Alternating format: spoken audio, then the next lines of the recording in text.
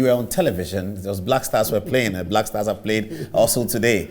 Younger viewers, let's go all the way 29 years ago. Thankfully, I think all three gentlemen you're going to see are still very much with us. Of course, Moses here, Carl Tofo, and Edward Fachi in Ghana television studios as the whole nation stood tense. Not what happened today when the Black Stars played. This was the first time the Black Stars has qualified for the African Cup of Nations over the last 10 years then. 1982, the Black Stars won it. No, had never won it. But we hadn't qualified for two tournaments. 1992, Flight Lieutenant Rawlings was president. We're getting ready for the constitution that has now lasted so many years that we are talking about. An election was set up, a referendum was set up for 3 months from the video you see, and then an election was happening later. It's speculation whether Rawlings will run or not. So there was a lot of tension in the country, and the Black Stars were supposed to go out to the African Cup of Nations and win the trophy and reduce the tension. This was the opening game, I believe, against Zambia. It was getting very, very tight for Ghana. Half-time, Edward Fachi, Moses Foh Amoaning, and Carl Tofo. Here it is.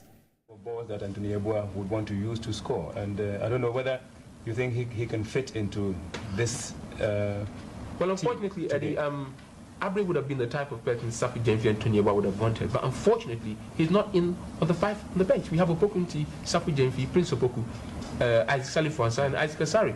So we'd have to make do with what we have on the 16, the bench, and he's not there, so we'll have to probably leave him out. And I think of a way in which to supply Tony Yeboah for the chances that he needs, to deliver the shots or the headers. Otherwise, we're probably walking in dreamland. Well, before this tournament, what most people were talking about was that we have the individuals, they are all very skillful, especially the professionals. I mean, all the qualities are there, and that the problem that was likely to be faced by Ghana was that of selection. Would you say that those who had that fear have been vindicated, Moses? Well, I wouldn't really say they have been vindicated. The reason why I said that Otto Fachi seemed to have satisfied most Ghanaians was that there's a lot of argument that let him keep faith with our original defenders, those who played in the qualifying series. And on that line alone, you wouldn't really blame him. He's given us Kwesi Appiah, he's given us Nida Kwankra, he's given us Tony Bafo, he's given us Frimpong Manzo, he's given us I mean, these were the boys who played in a central and flank defenders in the tournament, in the qualifying series. So you really cannot blame him. The only problem is with Mohamed Gago. Maybe he's a bit overcome by the situation. Yeah. I suspect that if a boy is not fitting well, maybe you have to pull him out, and Opokunti will definitely do a better job. The reports from the trial matches we had in Portugal were that Opokunti had done very well. But let's not blame Gago alone. I'm sure that Kwesi Appiah, for instance, has also been affected by the tension. I mean, that is where the problem is coming from. Well, thank you very much, Moses and Carl. The players are coming. Yeah, that was Moses Foh Amoaning way back. How do you feel when you watch that? Well, a certain thrill, because I enjoyed what I was doing. And Carl is 60 years this year. Oh, Carl Tofo is 60? Yep. So it was very interesting all those years ago.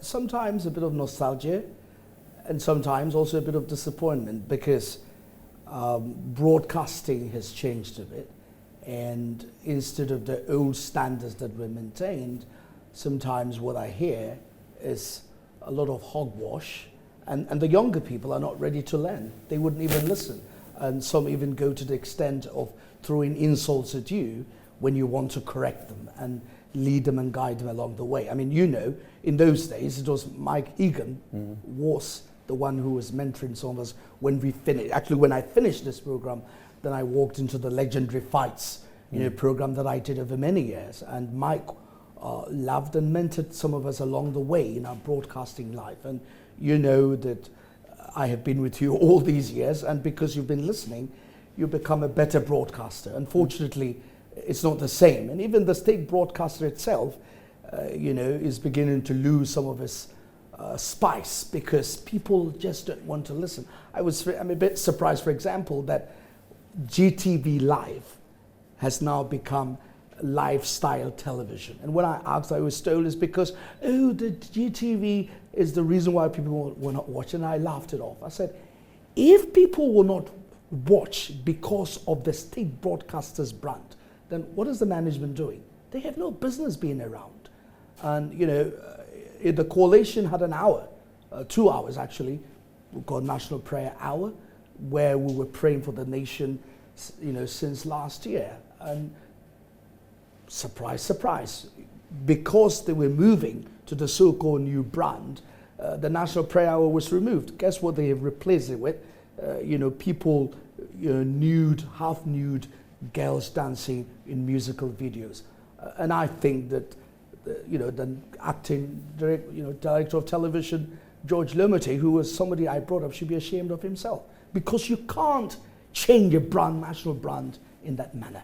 And I don't think that the state broadcasting, you remember last year, there was heated arguments whether they should have those channels that they had, you remember? Yes. Some of us were the ones that went and fought and said, no, the state broadcaster sets the standard.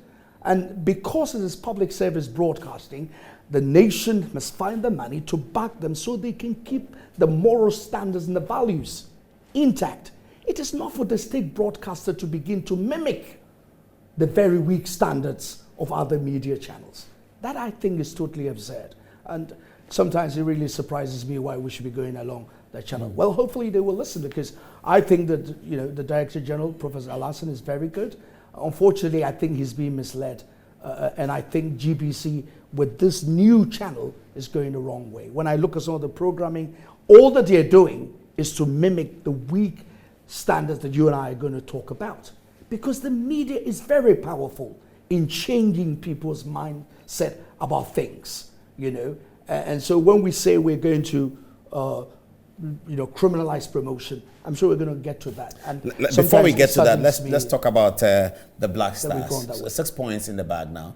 Milo is the new coach. Our friend CK Akono has had to be booted out. Dede Ayew did not start the game today. What are your comments on this one? We have to beat South Africa to go to the World Cup. Well, I think we're going to win. I think, the 6 points were the most difficult. And I will doff my hat out to Ketso Kroko and the GFA.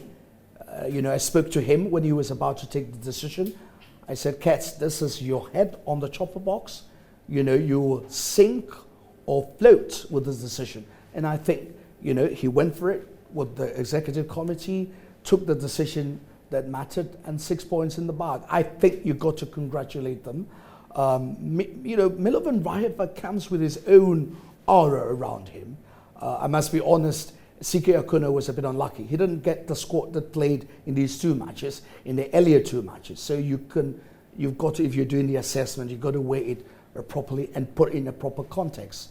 But to be very honest with you, the 2 tactical changes he made when Zimbabwe drew even in the game in Cape Coast showed me that at least he's beginning to understand the structure of the team and read the game and make the necessary tactical changes. So you've got to hand it over to the FA and also to the coach.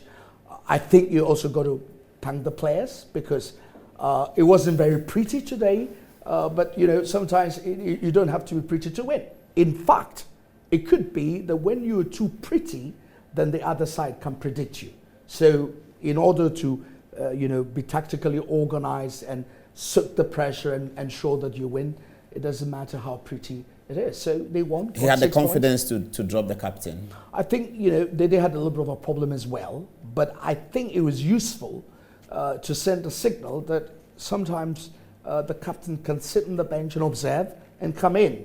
The fact that he was used in only the last 5 minutes showed that I think was a problem. The 3 substitutions he made clearly was to take us through the last 5 minutes, and then add a time if the officials found it necessary to add any additional time. But I think there was a problem with Dede in terms of his physical conditioning. I was told that he had probably picked up an injury, probably groin, so you didn't want to exacerbate it, and that probably might have been the reason why he was put on the bench. But I think it helped, because it gave the opportunity for other young people to play. But one of the things that has surprised me, I don't know, the substitution of Kamaldeen Suleiman, who for me is the most dynamic player we have. Sometimes I find it a bit surprising, because he clearly is the best player on the field. He attacks from the left. And why do you take him off? Because clearly what that happens is that the opposition is then able to use the flank that he's vacated. Maybe they were preserving him because they thought we had won. No. 1-0? No. Not with all that, because we were playing at home. I think it was a risk that we probably didn't need to take. But it was a good game. And you were asking about South Africa. I think we're going to beat them. They'll come here. They come here. There's no way they're going to win here. And then we'll qualify for the next stage. Then we have to deal with the Morocco. No, but and we've all got of to that. play Ethiopia. Ethiopia. But we will win. I agree with Away, you. I yeah. think, I think 80% we've qualified. Because I don't see how South But we're Africa... not qualified yet for the World Cup. No, not yet. I mean, for the next stage. For the next stage, which is difficult. That is where the problem is. Because I've watched a lot of the matches. Egypt is strong. Tunisia is strong. Algeria is very good. The Moroccans are good. Cote d'Ivoire is flying high. I'm not too sure about the Nigerians. But Senegal is good too. Yeah, that's the point. So you're going to have about 7 teams that we want to avoid. I think we can safely... But there are 5 places only. Well, that's it. Because the 10 teams are going to be, play each other. Yeah. So it's possible that we might meet the lower range of things. Because Mali is in a group. If they win, I think we can handle Mali. I think if Tunisia wins their group, the Tunisians historically find it difficult to beat Ghana. I don't know for whatever reason. Since '65 when we, won the Nations Cup in Tunis, they've always found it difficult to beat us. So I think we can handle Tunisia. But if it is Egypt, Senegal, Cameroon, Cote d'Ivoire, and Nigeria, then we're going to have problems. But this team will grow. And I think the Cup of Nations in January will provide right back 6 weeks to train and to see the team in competition. So I think he will then have the opportunity to build a solid team. Because, football is a team sport. So you've got to build a team and then the individuals can shine within the context of the team. I think that once he's got those 6 weeks after the 2 World Cup qualifying matches in November, I think he'll be ready for the match, final.